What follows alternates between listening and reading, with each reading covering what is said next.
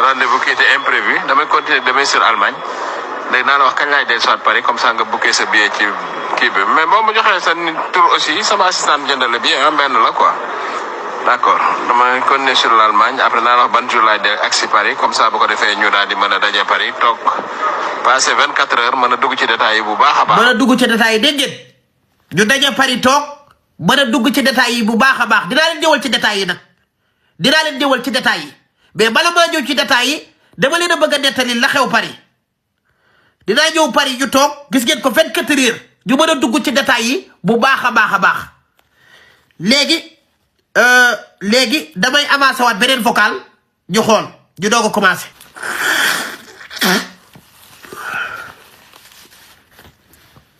maanaam lii li tax mu koy def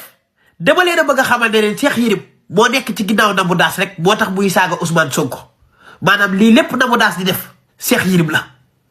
lii lépp muy def Cheikh Yérim moo ko koy sant léegi damay continuer audio yi ñu déglu tuuti. wala su fekkee noonu la su fekkee. xool leen fii Nabou Dash boo tiit nii gis ngeen du ma ko jël gis ngeen Nabou Dash xool leen bu baax yéen a koy gis. Nabou Dash samay woo nii Nabou Dash moo may woo du ma ko jël te parewuma live bi du ma ko jël Nabou Dash gi nii gis ngeen appel direct mi ngi nii ci live bi di seetaan direct gis ngeen détails yi dinaa ci dugg de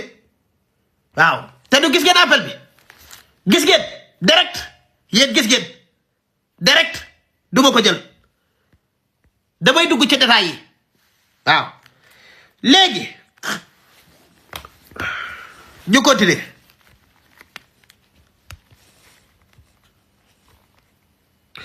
yéen patriotes yi soo leen ma dégloo ngeen noppi rek da ngeen kontaan xoolal man gouvernement bi ku ma bëgg nga daanu da ngay daanu kenn ku nekk ci ñoom maa ngi say dossier te kenn du génn ci ñoom weddi ko ñi fi nekkoon ñëpp xam naa leen damay toog ak ñoom di waxtaan ak ñoom wala ak ku ngeen yaakaar nag.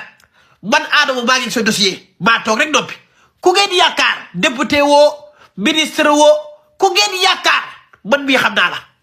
man sama jëmm ji xam na la waaw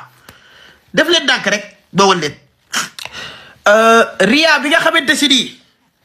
ria bi Cheikh Yérim dugalaloon Nabou Dash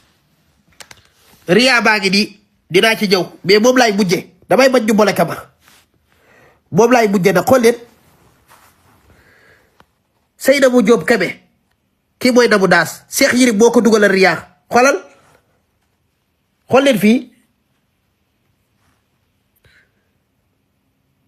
776 euros xool leen fii non Cheikh Yérim mooy woote moom tamit non Cheikh Ahmed Cissé la du ma ko jël xool leen bu baax Cheikh Yérim Seck xoolal Seynabou Kébé léegi dinaa leen nettali lii nu mu demee waaw mais bala maa ñëw ci loolu dama bëgg a ñëw maanaam ci Nabou Dash ci Cheikh Yérim ba pare waaw dama bëgg a ñëw ci Cheikh Yérim ba pare